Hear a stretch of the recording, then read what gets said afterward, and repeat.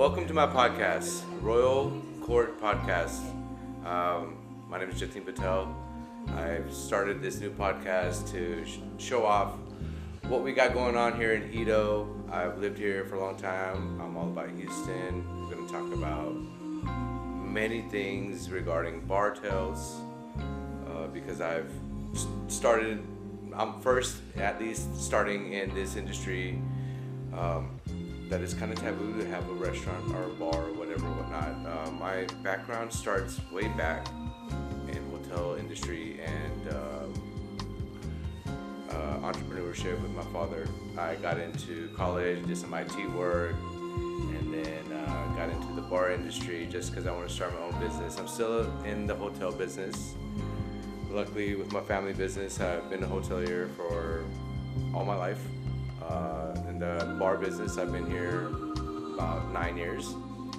With my wife, we started a bar called King's Court, and we've been here about 9 years. There was a gap where we did sell it, and then we got it back, and we're still here. We lived through COVID. We started in 2015, and we're here today, 2025. Ups and downs. It's a fun business, great industry. There's so many stories that we can talk about.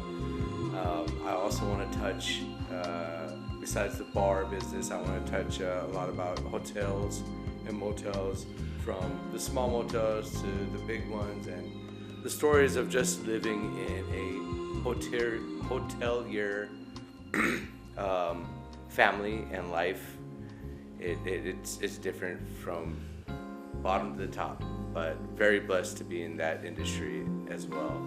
I want to expose as much as I can. I'm going to lay it down straight, and I want to talk about EaDo. I've grown up in EaDo since I was about 11 years old, and this has been my home. I've seen it grow.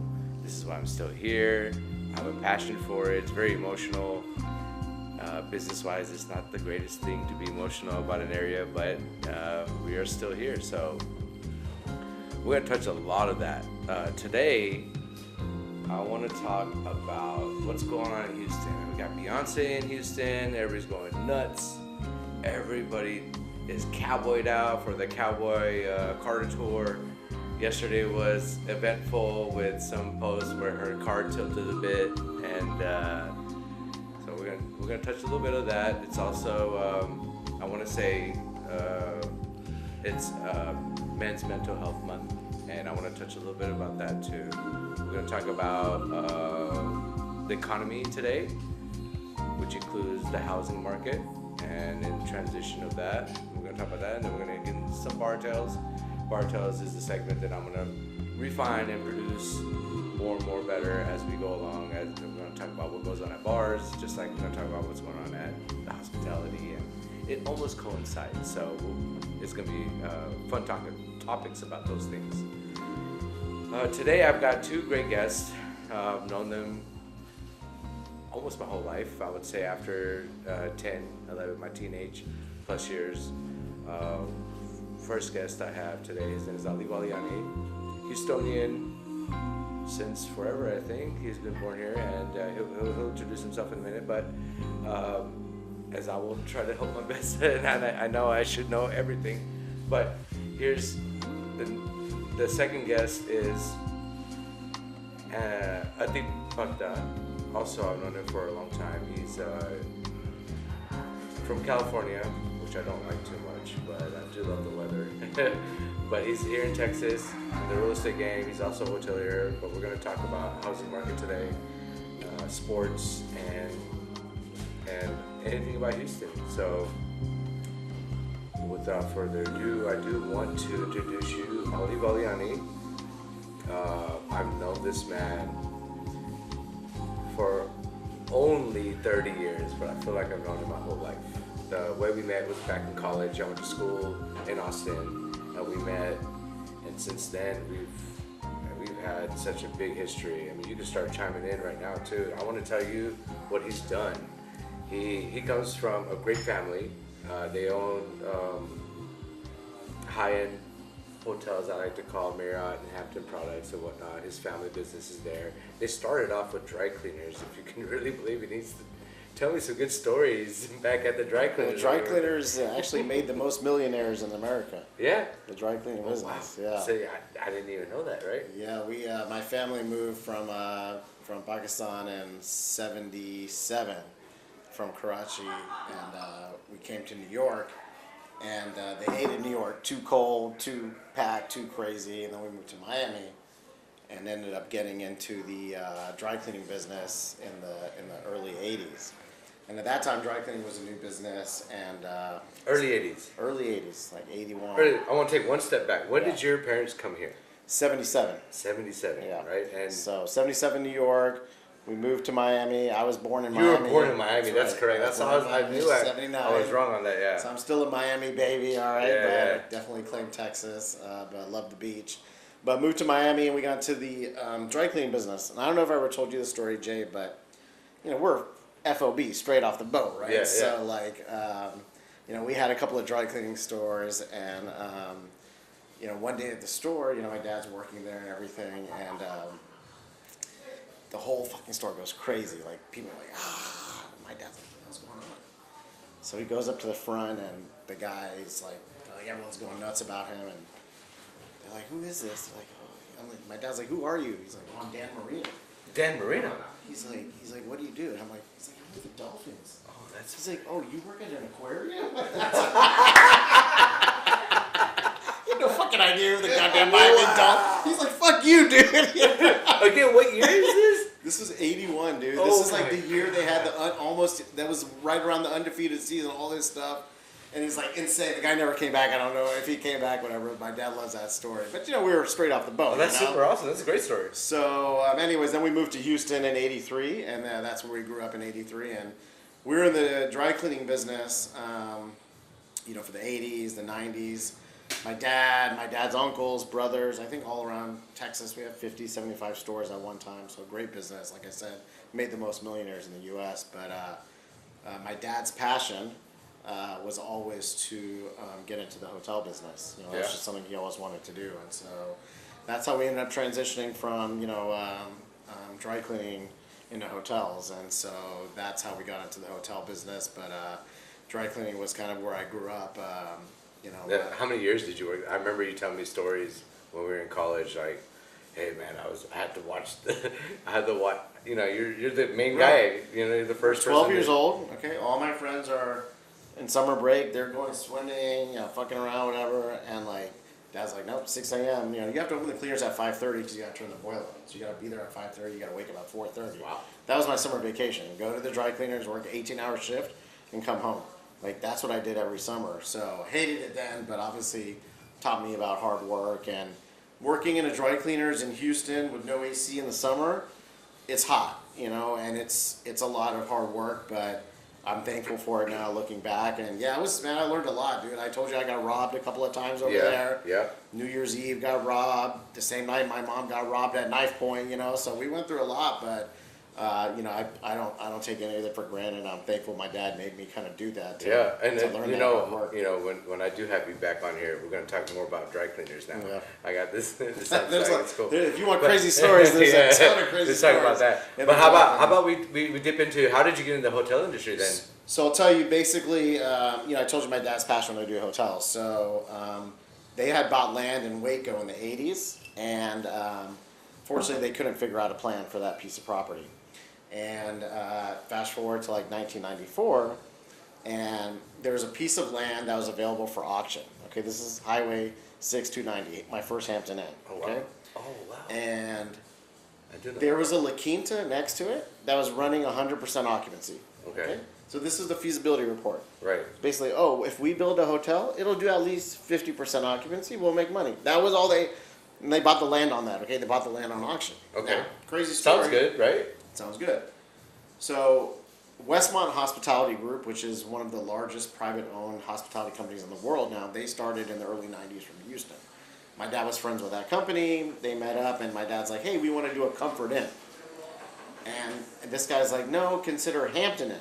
Okay, and Hampton Inn wasn't as big as it is now, but it was an up-and-coming brand. What year are we talking about now? It's 94. 94, okay. This is before Hampton was even part of Hilton. It was a part of Promus Hotels. Oh yeah, I didn't know that. Yeah, Hilton Hotels bought Embassy, DoubleTree, Yeah. and Hampton from Promus Hotels. Oh, Promus Hotels was started by the original Holiday Inn I founder. always thought Hampton was a Hilton product. It wasn't. They bought it. They bought it. They acquired it. They bought it. They acquired it, and so they're like, "Hey, do this," but it was $1 million more budget. Mm-hmm. Like, fuck, all right, so we do this shit and fucking like raise the money and build.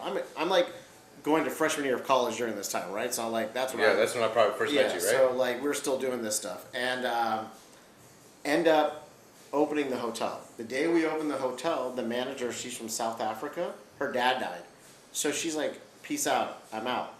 We haven't done the GM training. We don't even know how to turn on the hotel. Bounce. So like, but the day we opened, the hotel sells out. Like, what the hell is going on here? There's a Shell gas station right next to the hotel. Mm-hmm. It was the national training center for general managers. Every 2 weeks there'd be a new class of GMs, and they At were that staying Shell? at the Shell right next to us. So Okay. as soon as we opened, they all moved from that La Quinta to our hotel. We sold out the day we opened. Oh wow. Like, oh man, the hotel business is awesome, you know? Yeah, And so right. that's how we opened our first hotel, basically, in Okay. '96. So we opened to Hampton, and then we went from there, you know? And that's how we got into it. There were some good times in '96 too, The right? hotel business in Houston, and we were talking about this earlier, right? In the '90s and the 2000s, it was a good time for the hotel business. I mean, unfortunately, the Houston market got overbuilt. I think I've told you this stat before that, like in the 2012, 2014, 2016, Yeah. the new supply of hotels outpaced demand by a factor of 3 to 1. So everyone's share was slipping, right? But look, hotel business was good.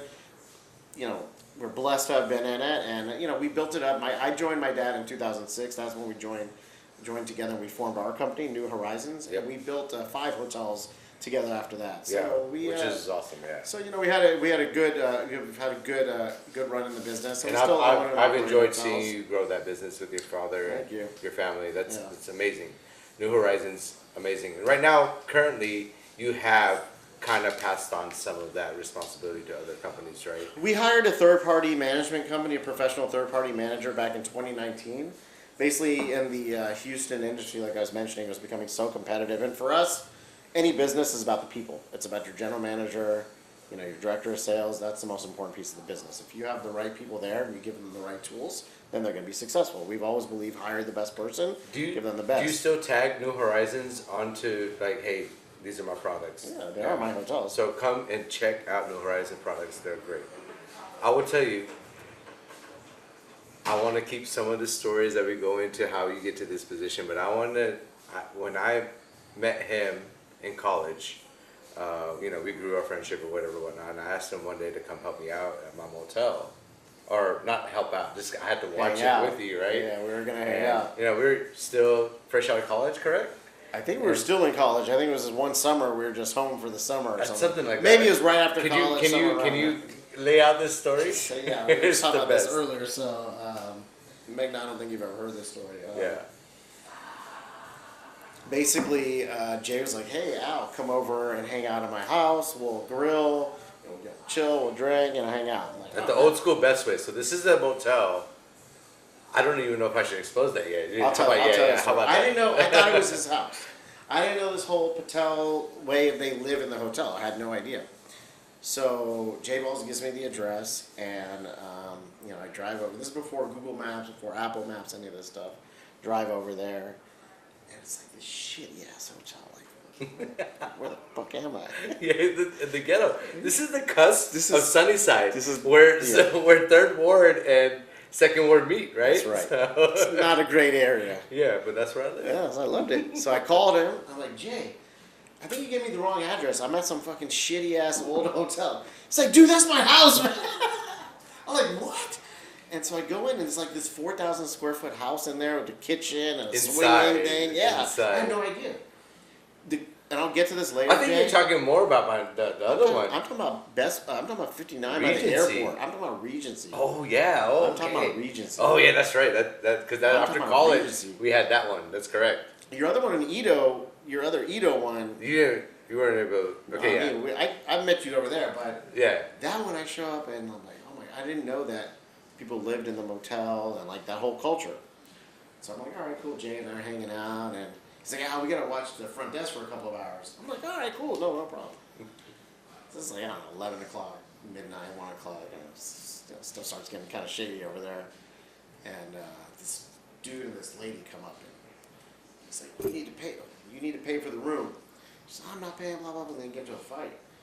And he takes this lady's head, and we're behind like 4 foot of, 4 inches of bulletproof glass. Yeah, we got bulletproof glass and everything. We're like just watching. It's like, safe. It's safe. It's safe. And he takes this lady's head and he slams her head on the granite counter right there. Yeah, that is granite. And we're like, not like lightly, like, I don't like, and he was like upset. beating her, like, dude, this is crazy.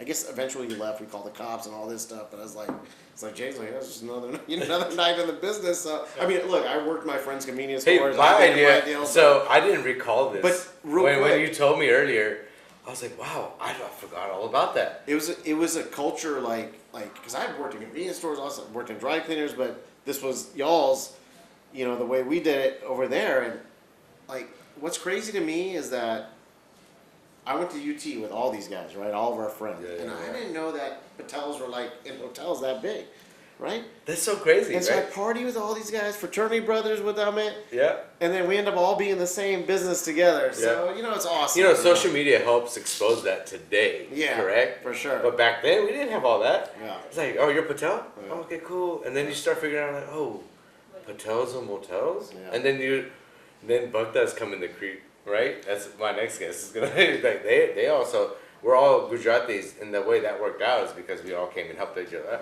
But you didn't know that in the 90s. It was like, oh, there's just different types of Indians or different types of, Asians or whatever. It was known, but it wasn't as well known, man. Right. Honestly, like, because I used to always get, because The Simpsons. Oh, do you work at a gas station? I'm like, no, I don't work at a gas station. You're. No, I didn't. I worked at Faces. Phase. So there's a difference nowadays. People understand, which is good because social media helps you show that. In the same token. Well, I think there's also so many successful Indian Americans that are, doing crazy things, and they're talking about their profile and their story. AHOA, what my thoughts on the whole organization and stuff, and I'm really happy to see that they were at the Big Bill thing with President Trump, right? The chairperson was there, right? The new chairperson was there. Yep. Wearing his AHOA shirt. That's the kind of stuff AHOA needs to do more of, is advocate for their owners. And I think that the opportunity in that organization is massive. You and I have talked a lot about AHOA, and I haven't even talked to you about a lot of this stuff, but I've been working with a lot of AHOA ex-chairman, Mirage, HP. I'm glad you brought that up because that does need that kind of awareness to know that this is how. I think there's so much opportunity there, There's so awesome, much, right? My numbers are going to be wrong, but I think 80% of the hotel industry. 60% of the hotels in America are owned by Patels. Okay, 90% of California, Texas, and Florida. See, there we go. That means 9 out of 10 hotels in Texas you walk in are Patel owned. Yep. That is insane. The Insane amount number, of yeah. GDP they control is 3% or something like that. If you look at that, total GDP. No, not if. What's your friend from UT? Our friend, the four chairmans ago. What's his name? The younger guy. You're not talking about Miraj, before Miraj. Before Miraj. Bino? Not Bino. Is it Bino? One before Bino. No. Anyways, one of them commissioned the study, right? Yeah, we'll I'll get it on there. 2 or 3% of the GDP. Okay, let me just tell you. That's a lot. And our population is low. It's the most of any lobby association. It's by far the most. But the power that we yield is not there yet. So I think AHOA, and I've talked to So what do you mean by leadership. that? The power that we yield? Dude, if you control 3% of the economy, you should be controlling policy in America.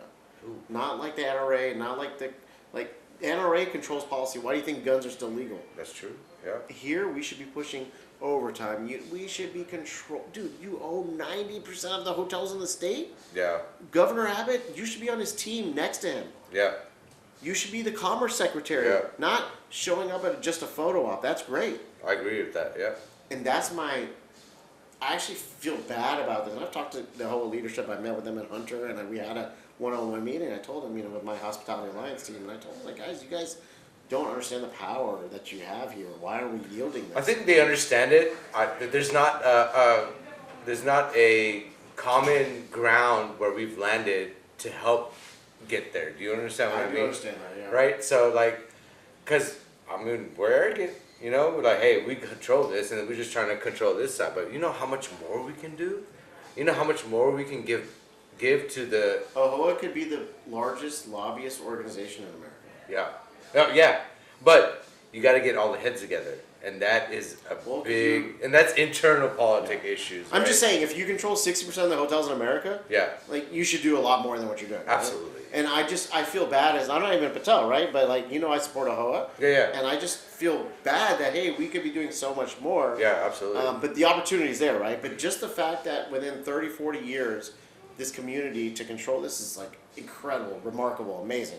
It's a huge story, right? Yeah. It's a massive story, and you said it earlier. It's because this uncle helped this uncle, who helped this uncle. It wasn't about, oh, I'm not going to help you build a hotel. No, I'll help you build one next to me. Right? Let's go. Yeah. Now I don't think that same It's collaborative not. That's environment changed. is That's there. changed a lot. It's like you want to build one here? No, you go over there. Right? And now Right? people, you know, there was a We helped time. each other before we helped, even in our community. Now you want to build a gas station there? No, you go across, bro. Yeah. You know, If and you're not going to help, someone helped you get to where you are. yeah.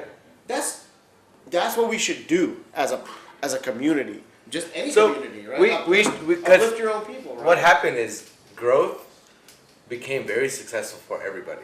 Now people are like, hey, you know, in the '90s, I'm not gonna lie to you, the small motels, the ones that we I have a couple of still, right? So they would burn them down, you know, like because they built right next to you. That happened in the '90s, in the late '90s, and No way. no, I swear, dude, No way. they would burn Like- down properties right next door if you built to next door.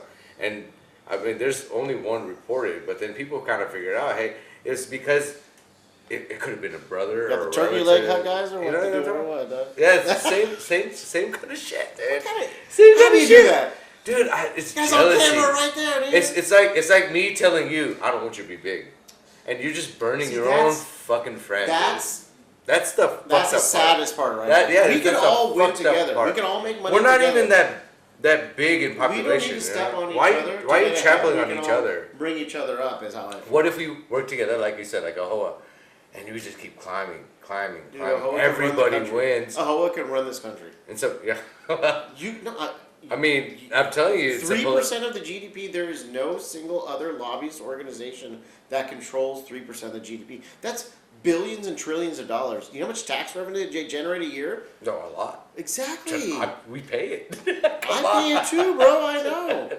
I know. So that's fucking crazy. We're the number man. one. I think the top, even through bars, I get 16, but well, I think we still get 14 in. Is it 16 at the bars? Which I'm gonna get to in a 8 second. and 6 or something. Right, right. So I mean, with sales tax and that combined, okay, we'll get that in a minute. But we pay the top tax level of any city, business, anything. You go to Walmart, they're not paying that. Are they? I mean, they're paying sales tax. You know? Yeah, 8%. No. Now we're paying the top tier, right? I mean, we do get whatever we get on that, but that's it. You know, so we pay our price to be in business. We should we have employ- a voice. the We should have a hotel- stronger voice. The hotel industry employs a lot of people. We're small business owners. We uplift. Not communities, that the right? industry's struggling or anything on that aspect. Yeah. Is it? But yeah, I like how you.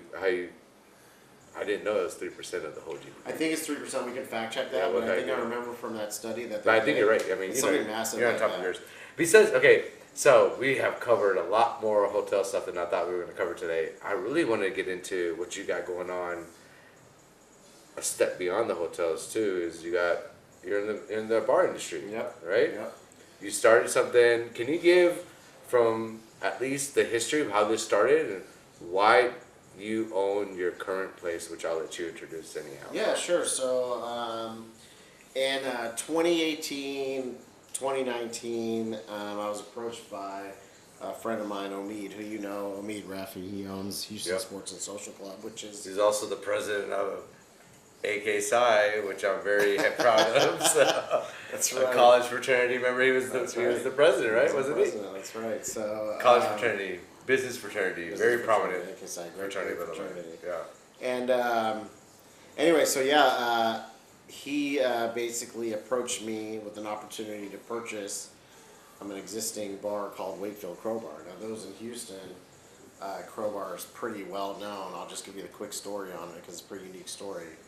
Basically, the bar's it's in the middle of a neighborhood, and it started off as 2 residential houses. Okay, and the guy that owns those houses, Randy, he's an ex-volleyball player, but he's also a general contractor. A volleyball player. He's an ex-professional volleyball player, Like USA Olympic stuff. like beach volleyball. Oh shit. Yeah. Okay, I didn't know that. And so he tore down one house to like build a volleyball court for himself, just to play for him and his friends.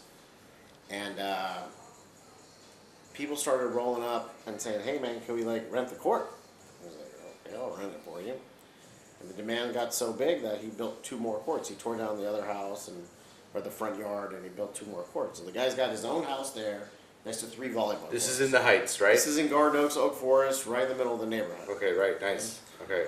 And basically, after he built the 3 courts, people started rolling up. "Hey man, can we get something to drink? Like a beer or something?" He's like, "Okay, yeah." Yeah, why not? Yeah. He ends up converting his house into the bar. So you've been to Crowbar. Yeah, absolutely. Basically, the bar area is the living room. Our Yeah. office is the master bathroom. No way. Yeah, so So that was an old house. It was an old house. Like the structure that I saw that I walked into. It's an old See house. that part I didn't know that. Yeah.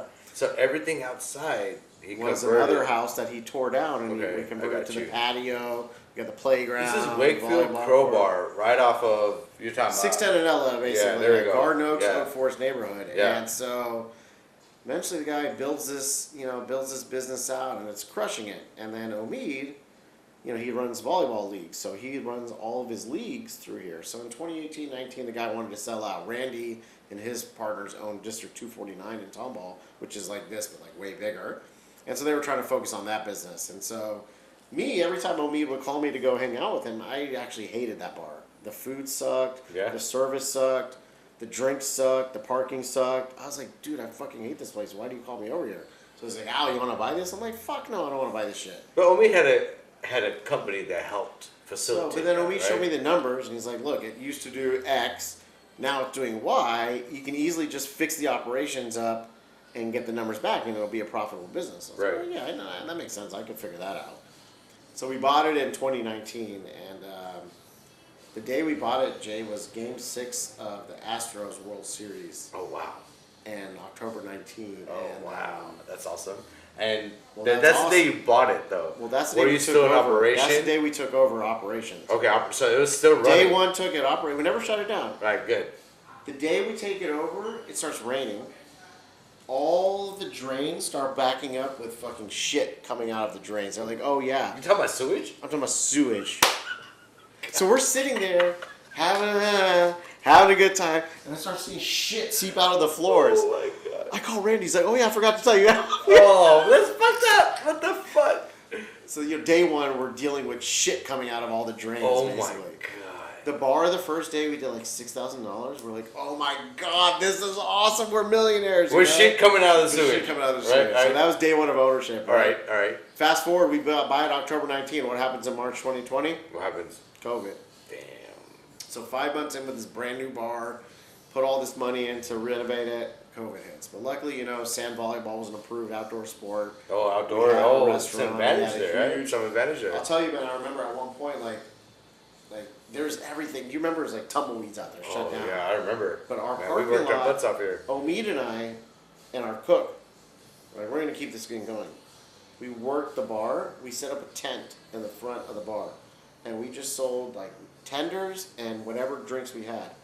At one point, our parking lot, so everyone would pull up, order, and sit in the parking lot To and eat. sit in their trunk, and then someone else would park 2 cars away. Someone else would park 2 cars away. So at least a sense of community. Everyone was being safe, but they're having some beers, they're eating. And so during COVID, the depths of it, we still had a community going, and Yeah. built that. And that experience, that memory, I think when things started coming back, we really took off after that, knock on wood. I like to hear that. And then you have not told me that story, Yeah. which is the beauty of living through COVID. Like my wife and I worked our, we were, what are we gonna do, Right. And thankfully I have a great landlord too. And Yeah. the way you work things out. Same dude? Yeah, Amir's easy. He's Caspian Enterprises, definitely He's like another father to me, Right. which is not even too much older than I am. But yeah, great family that helps me support this business. But it was a struggle, right? I mean, we're standing outside just hoping someone shows up with the rules that had been in play. I remember you played it well too. We played it well, but we have to just put all hands on deck and go for it, you know? That was unprecedented. No one knew what to do. Yeah, I mean, dude, in my hotels, we had like 500 employees, Jake. yeah. And the average tenure worked for me 10 years. I knew their kids, I knew their wives, I knew their husbands, Yeah, I wow. knew their grandkids, bro. The day of the announcement on Saturday, Trump, two things I did right after that. And literally, he's not even finished his speech, and I'm drafting an email to the bank, like, hey, I'm not going to make my rent payment this month. You better give me some relief. And like, I remember my banker calling me that night. He's like, "Oh, what are you talking about?" I'm like, "Dude, travel's about to drop to 0%." They don't know yet. Monday, I had to meet. I let go 350 team members in one day. Average tenure, 10 years. That's a lot of people, man. Is either that or I go bankrupt in a month. I travel. Our revenue dropped to 0% overnight. Yeah. And in the hotels, you got big old loan payment. Here, you So, can yeah, run yeah. this, right? Yeah. It sounds like hotels are easy, but those payments are deep. We were talking about it earlier, man. Deep, Like man. the margins in It's not the easy. hotels, the development not costs, easy. all that. Running hotels is not like That's why it's family used to be. businesses strive, because we all work together to make sure we get to that point where finally we can hire someone to do something, you know. And I'm not taking that to a minute level. That it takes time and a lot of family hard work. The opportunities are not here as they were there back then, but yeah, The biggest thing, man, honestly, about a family business and going from a mom and pop to like a professional is like you have to be able to be that business has to be successful without you being there every minute. And if you figure out how to transfer that culture, transfer the systems, transfer the procedures, transfer that knowledge, that's how big companies grow. That's how companies are around for 100 years. Yeah. If it's 100% dependent on you, me being there all the time, your company will never be able to grow. Culture and your people are the most oh, important thing. I think it's Man, there's a lot. I think we spend a lot of time talking about other stuff. There's a couple of topics I do want to talk to you about a little bit more. Is it's Men's Mental Health Month. Keeping straight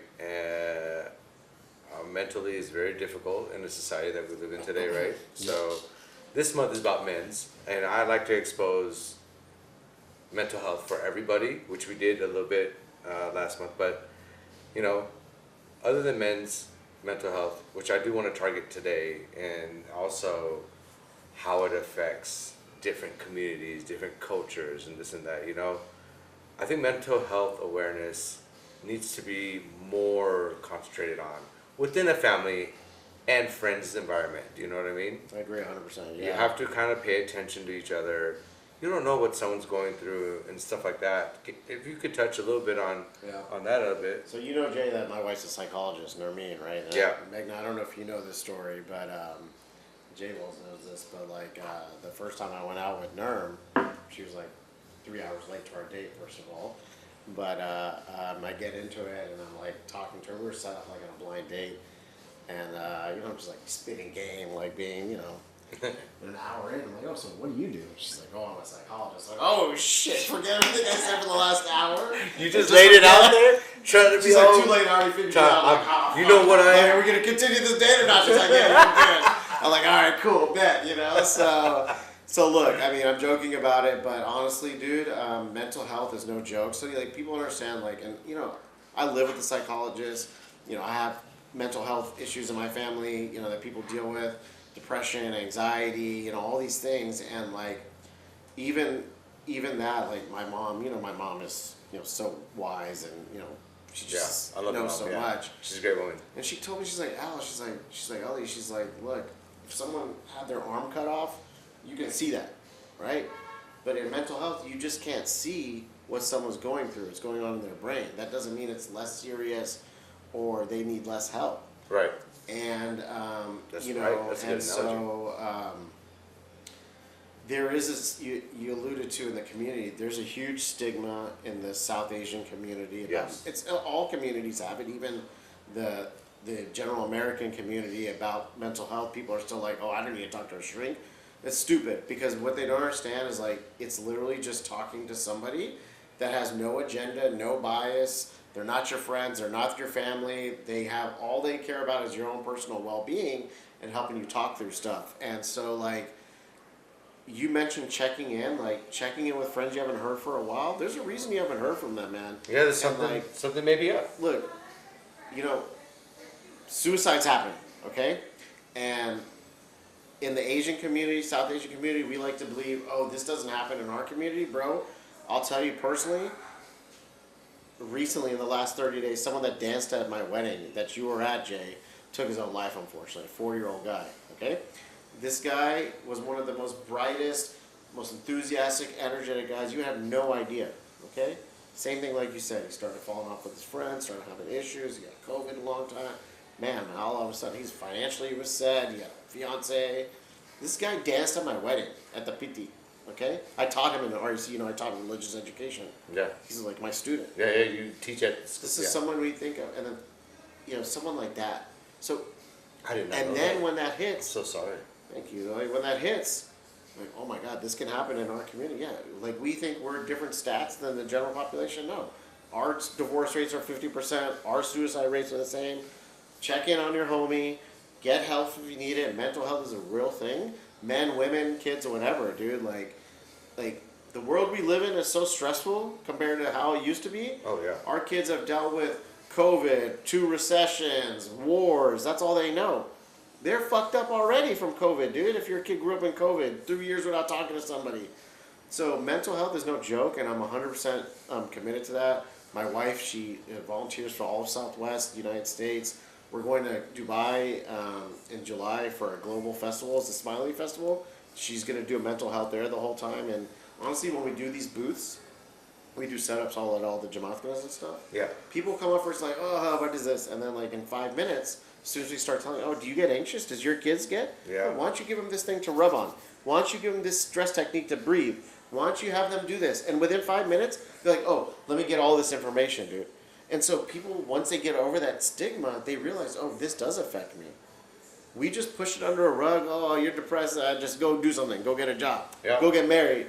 That's stupid. I mean, that's that's shit. that's the That's way, old school. And it's old school culture, the old school upbringing from our parents that came from abroad, right? Obviously, and even further back. Yeah, for sure.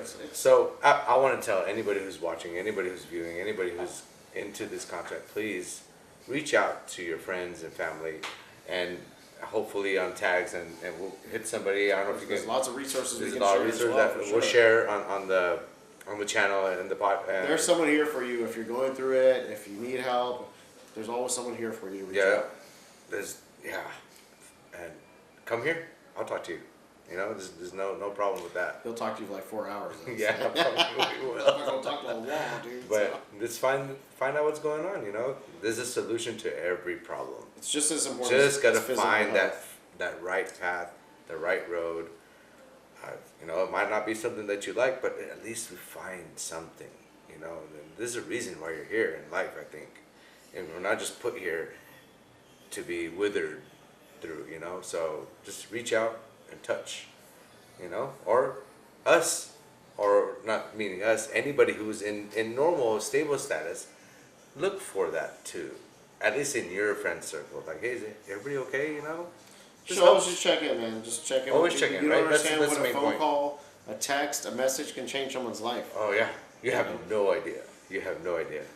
So thank you for covering that. Thanks I for want to having cover one more thing, Wow. which is going to be one question Okay. thing, because I think we spent a lot of time. I hope you come back and visit again. Anytime, But man, of course. what about KD to the Rockets, man? So look, man. Honestly, I'm not like.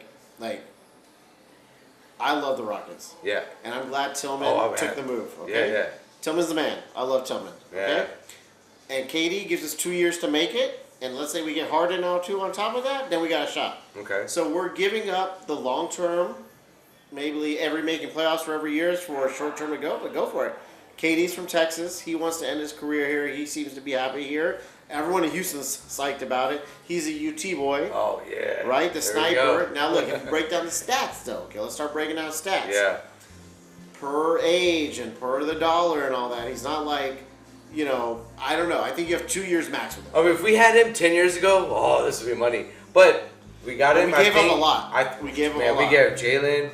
I mean, Brooks. Yeah, man. I'm really worried about letting go of who we've kind of mentored, but also Jalen Green didn't show He's not clutch. right. Yeah, so so you right. don't need So that. now we need to make a killer cut because we have a good. But KD's not that clutch either. So statistically, he's not. Well, I mean, if you put the right players around him, like It's the always role that. players, you know what I mean? It's always that, right? Yeah. I think it's the right move, anyways. It's a bold move. It creates attention. You have a super. I actually watched the Rockets last year. I didn't know any of the fucking guys who these people were. Yeah. least No, I the know young KD. bucks, none of them. Basketball, None of them. NBA, anyways, I don't even So like hey, watching too much anymore. NBA in general, I think is in a dying mode, right? Like I don't like the way they've produced it. I think NBA themselves knows it as well, so they're gonna change stuff, right? I've seen some things that they're gonna try to do next year, which I it's not facts, so I'm not gonna talk about it. But for Houston, I want to talk about Houston and the Rockets. I think it's we're huge. right there because we were number 2 seed this year, if I'm correct. I'll double check that, but you know, it's just I'm excited. I think it's great. Like I think it brings energy, excitement, gives us a chance. So Hopefully, I can get think it's KD up on here right now. great. You Let's know go. what I mean? Let's do it. Well, thank you so much. All right, buddy. I don't know what to say. This is great. Love you, bro. And man, I love you too, man. And hope to see you soon back on here. Anytime. Yeah.